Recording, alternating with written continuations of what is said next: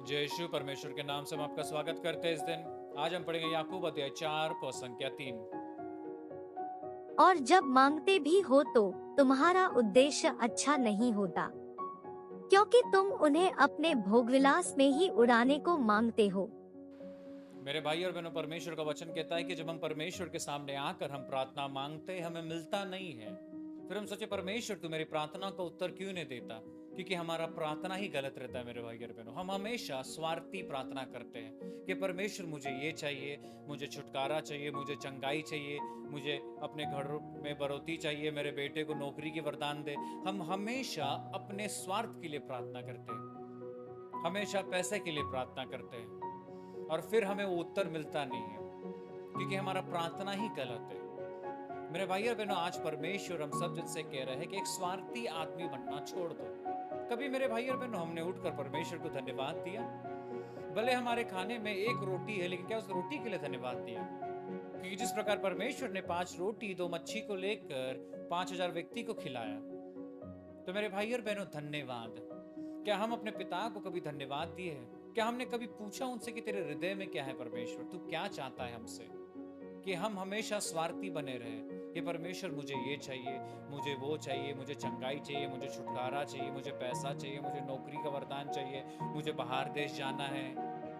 मेरे भाई और बहनों, एक स्वार्थी प्रार्थना करना छोड़ दीजिए, क्योंकि एक पिता, एक चीज जान लीजिए, वो पिता है। तो जब हम पिता के पास जाते हैं, जब हम अपने पिता के पास जाते हैं, तो हम हमेशा स्वार्थी नहीं बन के जाइए, प्रेम भरा हृदय लेके जाइए, क्योंकि वो पिता जानता है तुम्हें क्या चाहिए। जब हम उसको धन्यवाद देते हैं, जब हम उसकी स्तुति आराधना करते हैं, वो प्रसन्न होता है। मेरे भाई और बहनों, हम एक उदाहरण लेंगे बाइबल से। विजडम ऑफ सोलोमन जब हम पढ़ते हुए, एक राजा था, परमेश्वर उसके पास आया और उससे कहा तुझे क्या चाहिए? उसने कहा मुझे स्वर्ग बुद्धि दे। तो परमेश्वर प्रसन्न हुआ, और वचन कहता है कि उसको परमेश्वर ने स्वर्ग बुद्धि से तो भरा, लेकिन हर एक चीजों से भरा, पैसों से भरा, उसका राज्य को बढ़ा दिया परमेश्वर ने। और वचन कहता है कि उसके जमाने में वो सबसे बुद्धिमान व्यक्ति था।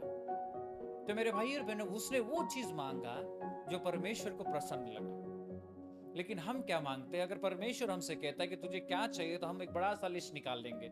हमें चंगाई चाहिए, पैसा चाहिए, गाड़ी चाहिए, बंगला चाहिए, बच्चे का वरदान चाहिए, ये चाहिए, वो चाहिए। लेकिन क्या हम कभी उसके हृदय को जाने कि परमेश्वर तू क्या चाहता है, कि हमें क्या चाहिए?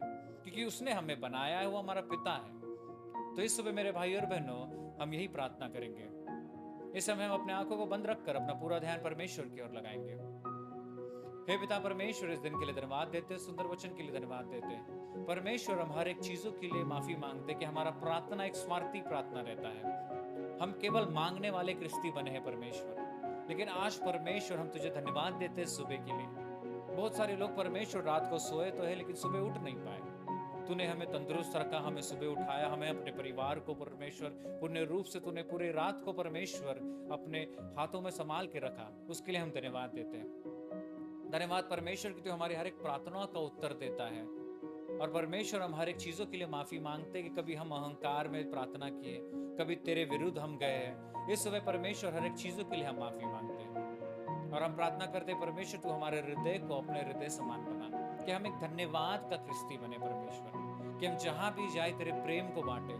और जब भी प्रार्थना कर, जिस प्रकार तू अपने पिता से प्रार्थना करता था धन्यवाद देकर, उसी प्रकार का प्रार्थना हमें सिखा, कि हम भी अपने पिता से, हम भी परमेश्वर तुझसे धन्यवाद देते हुए प्रार्थना करें।